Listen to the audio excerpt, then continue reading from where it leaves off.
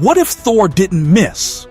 And by missing, he actually created the multiverse itself. And Thor already knew about the multiverse and survival of the Loki from 2012 timeline, like he knew about Infinity Stones in Age of Ultron. I keep going back to that opening scene on the Statesman ship because something about it never felt like just another tragic MCU moment.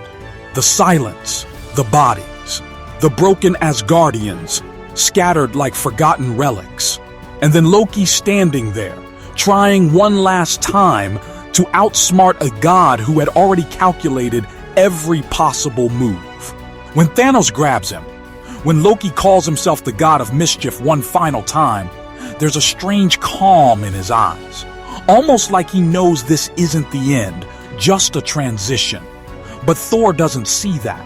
All Thor sees is his brother dying slowly, helplessly, right in front of him. That scream Thor lets out isn't just grief, it's something far more dangerous. It's the birth of a very specific kind of rage, the kind that doesn't want justice, doesn't want balance, it wants recognition. And that's the moment everything changes, even if we didn't realize it yet. Because from that point onward, Thor isn't thinking like a warrior anymore. He's thinking like someone who needs to prove something. The journey to Nidavellir, the forging of Stormbreaker, the conversations with Rocket and Groot, it all feels like a comeback arc, but underneath that heroic surface, there's a ticking emotional imbalance. Thor isn't preparing to save the universe, he's preparing to confront Thanos. There's a difference, and it's subtle, but it's everything. He talks about vengeance, about ending this once and for all, but never about stopping the snap specifically. It's almost like his entire purpose has narrowed into a single point: make Thanos pay and make sure he knows who made him pay. That intention, just that one shift in mindset, is the seed of the biggest mistake in the MCU. And then we reach Wakanda, that thunderous arrival that still gives chills every time.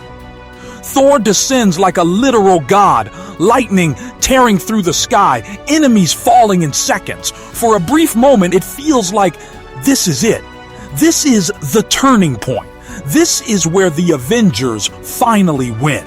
Thor is stronger than ever, more powerful than we've ever seen him. And when he faces Thanos, you can feel the entire narrative tightening around that single confrontation. Stormbreaker flies, Thanos struggles, the Infinity Gauntlet fails to stop it completely, and then the hit lands, right in the chest, not the head, not the kill shot, just enough to hurt, not enough to end. And that's where everything fractures, because in that moment, Thor doesn't go for efficiency. He goes for meaning. He walks up to Thanos slowly, deliberately, savoring it, and then he says it he wanted Thanos to know. That line isn't just dialogue, it's a confession. Thor didn't want to win. He wanted to be seen winning. He wanted Thanos to understand who defeated him, who avenged Loki, who carried that pain all the way to this exact second. And that hesitation, that emotional indulgence, is what gives Thanos the one window he needs. One snap, one decision, half the universe gone. But here's where the theory gets deeper. Because that mistake doesn't just lead to the snap. It leads to everything that follows, every timeline fracture, every multiversal branch, every reality collapsing into chaos. If Thor had aimed for the head, Thanos dies instantly. No snap, no dusting, no 5-year time gap, and most importantly, no desperate last resort plan involving time travel. The time heist only exists because the Avengers lost, and the Avengers only lost because Thor hesitated. Now think about what the time heist actually does. It's not just a mission, it's a direct violation of the natural flow of time. The team travels back to multiple points in history, interacting with past events, creating ripple effects they can't fully control. And the most critical of those ripples happens in 2012 during the Battle of New York. That's where Loki, already defeated, already captured, suddenly gets his hands on the Tesseract and disappears. That wasn't supposed to happen. That was never part of the original timeline. That was a direct consequence of the Avengers interfering. And with that single escape, Loki breaks free from his predetermined path. No imprisonment, no reconciliation with Thor, no death at the hands of Thanos. Instead, he enters a completely different chain of events, one that leads him straight to the TVA. And the TVA isn't just some bureaucratic organization. It's the gatekeeper of the sacred timeline, the force that has been quietly preventing the multiverse from exploding into existence. Loki's presence there, his resistance, his choices, they all contribute to destabilizing that control. And eventually, it leads to the moment where the timeline can no longer be contained. The multiverse opens, all because Loki escaped. And Loki only escaped because the Avengers went back in time. And the Avengers only went back in time because they lost. And they only lost because Thor didn't aim for the head. It's a chain reaction, perfectly connected, perfectly fragile. But there's another layer here, something even more unsettling. Because Thor does correct his mistake later. In Endgame, when they find Thanos, when they confront him in that quiet, broken garden, Thor doesn't hesitate this time. No speech, no warning. He goes straight for the head, clean, immediate, final. It's almost like he learned his lesson, but it's too late. The damage is already done. Killing Thanos then doesn't undo the snap. It doesn't fix the timeline. It doesn't stop the multiverse from unraveling. It just proves that Thor was always capable of making the right move. He just didn't make it when it mattered most. And that brings us to a much more mysterious possibility. What if Thor knew?